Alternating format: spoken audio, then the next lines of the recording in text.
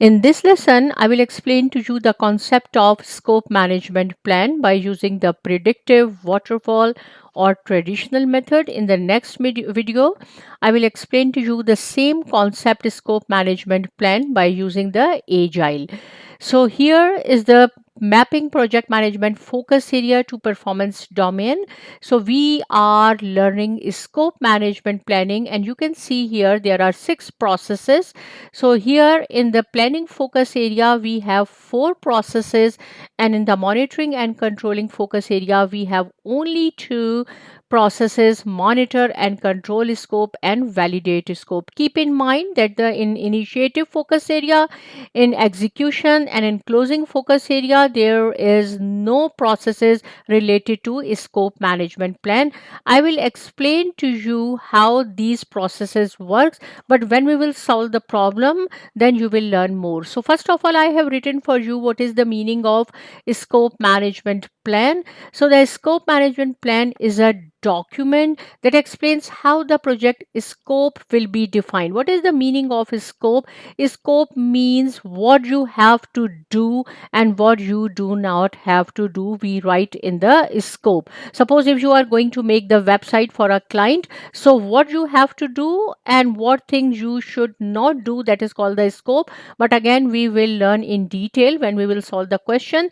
Second is validate. Validate means when, same example, when you have completed the website for the customer, then how the customer, the stakeholders will accept or give feedback to your project, and then monitor and control throughout the project. So in a scope management plan, usually what we write and what it explains, what is the scope of the project, how we should validate, and how we should monitor and control throughout the project. It is the component of the overall project management plan, or simply you can say it is the subset or child of the project management plan. So what is the purpose of the scope management plan? The purpose, scope management plan helps ensure that only the required work is performed. If suppose you are making the house and the customer says that there should be 3 bedrooms, so you have to make 3 bedroom, right? You cannot make any other room, or maybe the sun room or living room, whatever, if it is not in the scope. Scope is clearly defined and agreed upon. We are learning predictive. In predictive, we have to make plan in advance, right? But if there will be some changes in the scope, we will also learn how to manage the changes. We have to follow the CCB or change control process, which I will also explain to you in this lesson. And then scope creep is minimized. What is the meaning of scope creep? Or sometimes we say gold plated, that we should not do extra things. So if the scope is clear, scope means what we have to do, what we have not to do. So in this way we can minimize scope creeping or gold plating. So here are the components and description of the scope management plan. Scope definition, again I will say the same thing, that what we have to do. I have written here how detail is project or product scope will be developed. Work breakdown structure. Once the scope is clear what you have to do, same thing, same example. If suppose the customer asks you that they need the house, there should be 3 bedroom, washroom, living room. So if the scope is clear, then we have to divide the scope into parts, that is called the WBS. I will also explain to you, or we will learn in the next chapter as well, about the work breakdown structure in detail, how the work breakdown structure will be created and maintained. Scope baseline, there are 3 important parts of the scope baseline. The first is the scope statement. I can write down scope statement plus WBS and plus WBX dictionary, right? Here is the decomposition of the scope, but I will explain to you what is the concept of these in the next few lessons. But keep in mind, scope baseline mainly consists of scope statement, WBS and WBS dictionary. How the approved scope baseline will be established. Scope validation, once the whatever project you are going to make is completed, how the stakeholder, the customer, formally accept or rejected. Scope control, how scope changes will be requested, reviewed, approved, and tracked. roles and responsibilities, who is responsible for scope related activities, change management. If the customer asks you some changes in the scope, then how you have to handle the change request. So these are the component and these are the description. According to the PMP exam tip 2026, I have written the exam is more likely to ask how you should manage scope in the scenario than to ask for the exact definition of the document, right? You should know the definition, but here in the real exam, they will judge the application of the scope management process. So here I have written a very simple example and you will see two or three questions related to this topic. So question is, a stakeholder request an additional reporting feature after the scope baseline has been approved. Whatever scope was in the project, it is approved. After approval, stakeholder or the customer is asking you some changes. Again, keep in mind we are learning predictive, because 40% questions still will come from the predictive, waterfall or traditional approach. So in the predictive approach, if someone will ask you the request after the baseline is approved, then you have to follow some step. First you have to evaluate the request, whether it is a new feature or not, whether it is in the baseline or not, right? And then you have to check what will be the impact of this change on cost, schedule, or resources. I can write down here resources and scope. If the customer, suppose if the customer, the initial scope was 3 bedroom, now the customer is asking you to, could you please make one more room? So definitely you have to evaluate, when we will make one more room, our scope will change. When the scope will change, our cost will also change, and the timing, maybe we are going to complete that project in 3 months. Now maybe we will need one more week in order to make one more room, or maybe 2 weeks. Similarly, resources, physical resources or human resources. So first we have to, as a manager, you have to evaluate what will be the impact on cost, schedule, resources, scope. So then you have to submit the request to CCB. CCB is Change Control Board. The decision, they have to make the decision whether they have to accept the request, reject, or pending, and whatever their decision, they have to write down in the change log. So here I have written the correct answer. Submit the request through the project's integrated change control process before modifying the scope. If the customer will ask you, okay, could you please make one room? There will be A, B, C, D option. Maybe the first option will be add this feature. No, you do not have to add directly. Or if say reject the request. No, you do not have to reject. First, you have to evaluate. This is the proper way. Think of the scope management plan as answering these 6 questions. How will a scope will be defined? How will requirements will be collected? How will WBS will be created? How will deliverables will be accepted? How will scope changes will be controlled? And who approves the scope changes? So these things you should know in scope management plan. According to the PMP content or the latest PIM book, it says the scope management plan is a still important project management artifact, although the PMP exam focuses more on applying concepts rather than memorizing. So no need to memorize the things, you have to understand the concept. In the PMP exam, see, sometimes students become confused about the requirements and the scope. So these are related, but there is a difference between the scope and the requirements.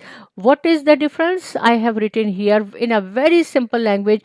Requirements, what stakeholders need or expect, what your customer is asking you, right? So in order to achieve the objective, whatever customer is asking, whatever you will do is called the scope, what the project will deliver. Here I have written what is needed and what work will be done in order to achieve those objective or those needs is the scope. Requirements are needs and expectations and condition that a stakeholder wants.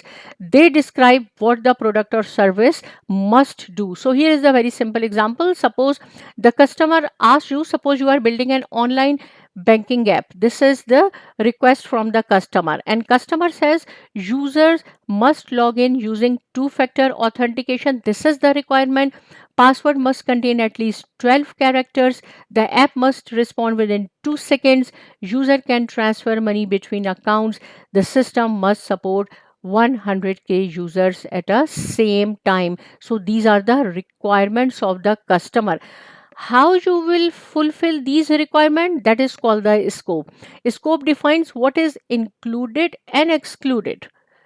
Scope determines the work required to determine the approved requirement. Project scope. See, in order to fulfill the request of the customer, first of all, you should know the design of the banking app, develop login module, develop money transfer module, test the application, deploy the production. So these are the points which you have to consider in making the scope statement.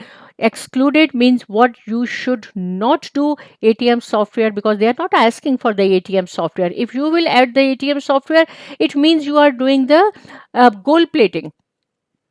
Credit or extra work you are doing, credit card processing, international banking services, then means these things you have to do and these things you should not do. This is the scope in order to achieve the objective of the customer. So here is another example. Suppose the customer asks you to build a house. It should have 4 bedrooms, 3 bathroom, modern kitchen, solar panel, white exterior paint. These are the requirements. In order to fulfill this requirement, what you should do, you will build the foundation, construct walls, install roof, plumbing, electrical work, paint, landscaping, whatever. So this is the scope.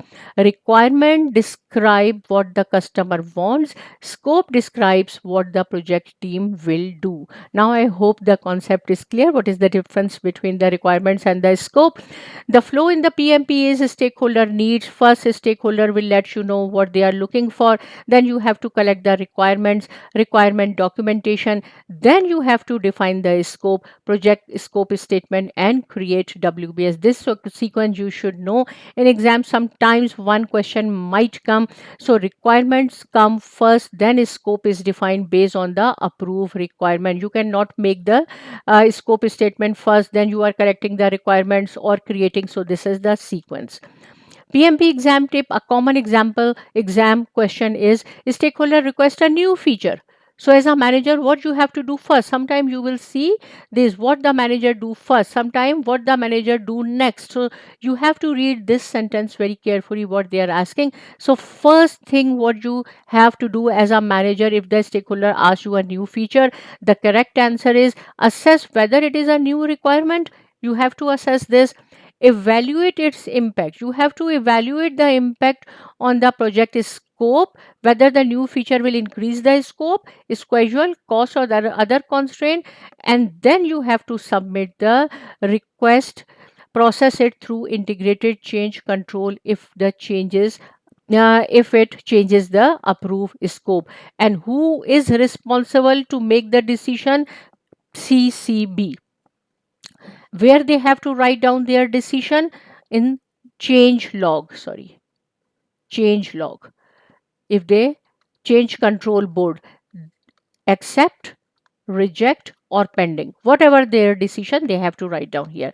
But it is highly recommended that the CCB should let their decision know to the team or the manager. If suppose sometimes they do not tell their decision, so the manager or the team, they have to check the change log frequently to find out whatever is the decision. So here are the some practice problem.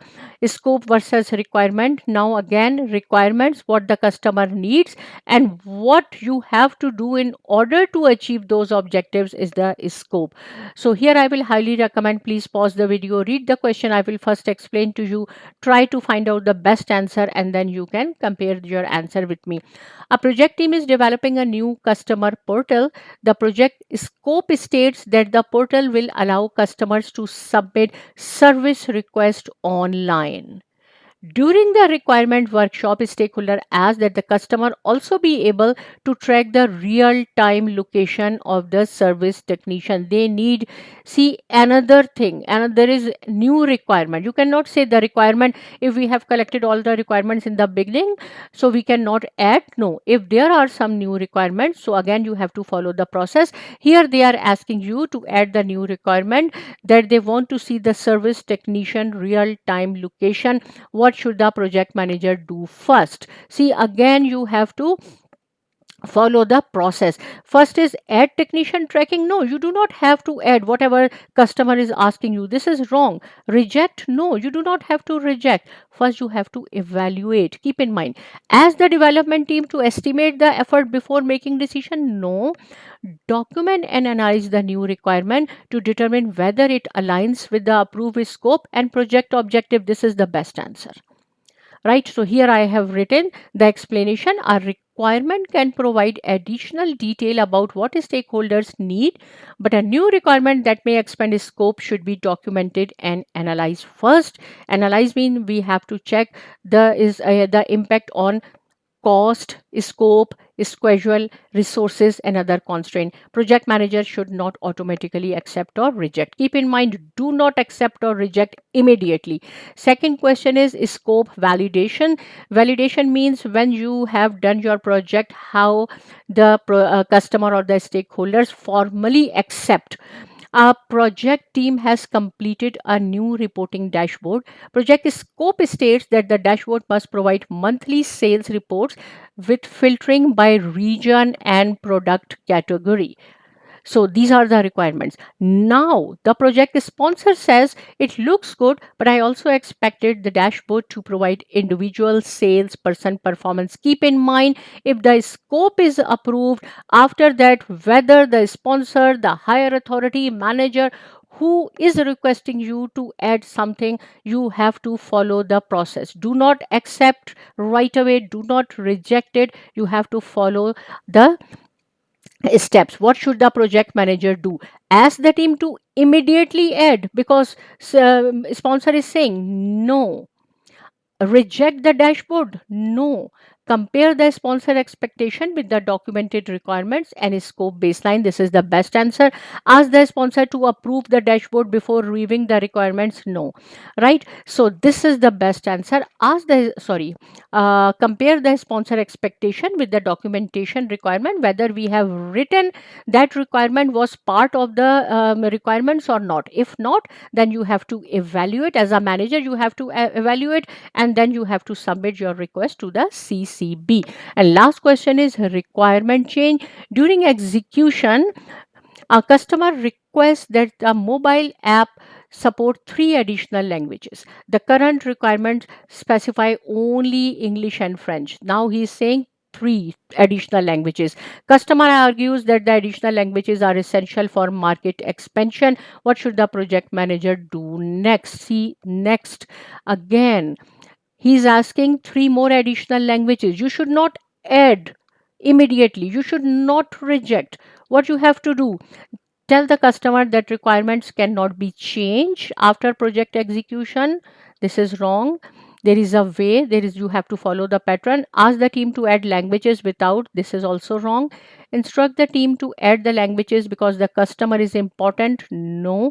Assess the impact of the requested change on scope, schedule, cost, resources, and other constraint before proceeding. This is the best answer. I hope all these concepts are clear. And the last slide, I have written the PMP concept. What is the meaning of scope? One more time. What the project will and will not deliver. Requirement, detail, needs or conditions that the product, service or result must satisfy. A useful PMP exam clue is new or change requirements. If new requirements or sometimes they will change, you have to change the requirement. What you have to do, first you have to analyze the impact, then follow change control process if it affects the approved baseline. And who will make the decision? Change control board, where they will write down their decision in change log. I hope the change management plan. This was the predictive lesson. In the next video, I will make scope management plan by using the agile. So meanwhile, you can watch this video 1 or 2 times. If you have any question, please do not hesitate to ask me. Subscribe to my channel, and thanks for watching. See you in the next video.